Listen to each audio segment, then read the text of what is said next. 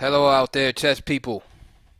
I've been talking a lot about Aaron Nimzowitsch, so I decided to show you one of my favorite games. It's a short game, but a good game.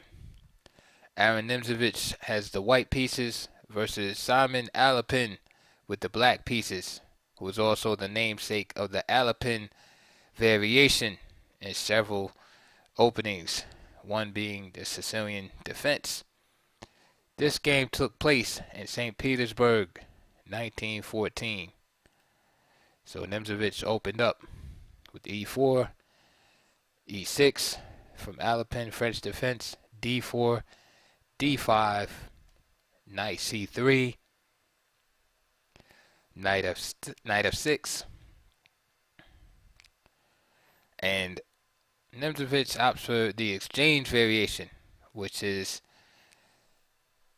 basically has a drawish reputation. Knight d5. Now, normal is and natural, in my opinion, is just e takes d5, keeping the position symmetrical.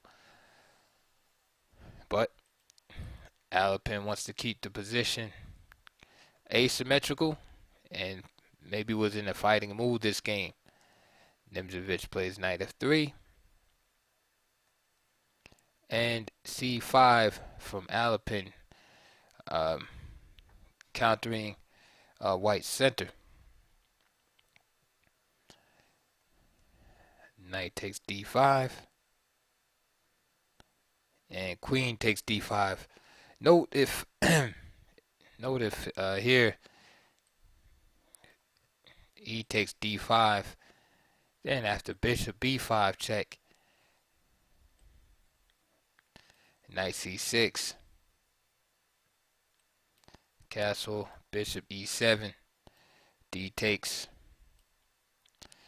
and bishop takes c5, then black would have to deal with this compromised pawn structure.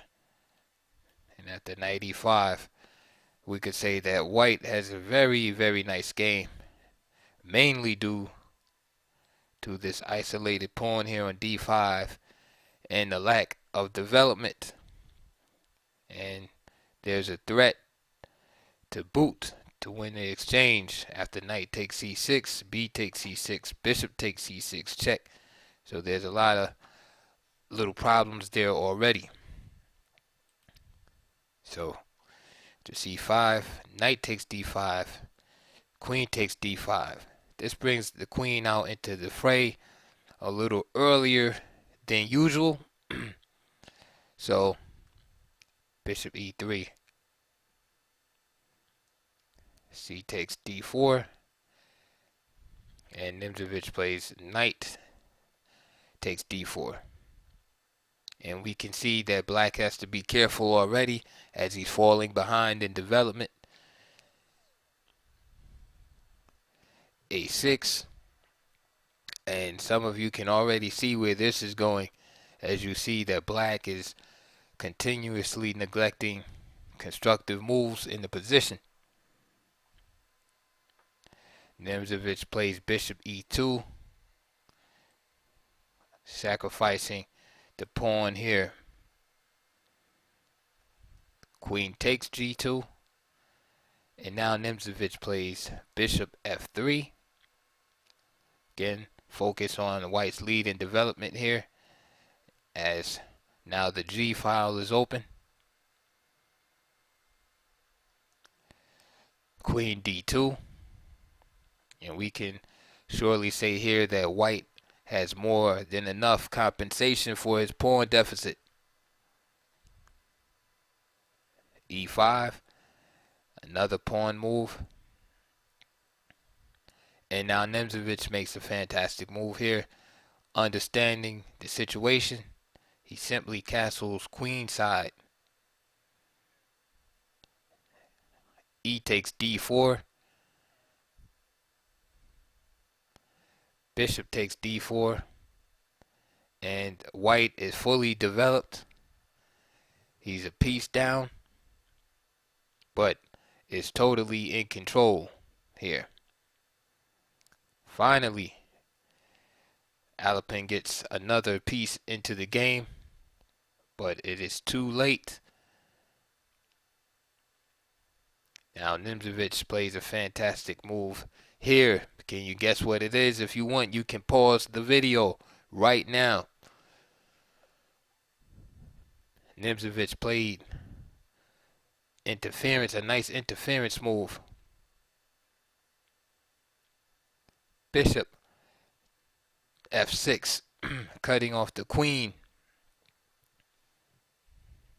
from the protection of the knight on c6, and also completely opening up the E and D files so that the king has no protection. So after queen takes f6, Nimzowitsch played rook he1 check, which is winning.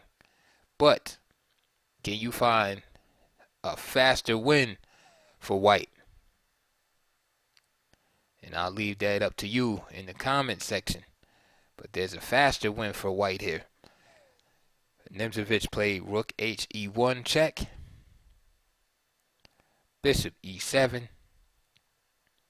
and now Nimzowitsch played bishop takes c6, and the basic idea is to play queen to d8 check mate, because the bishop on e7 is pinned.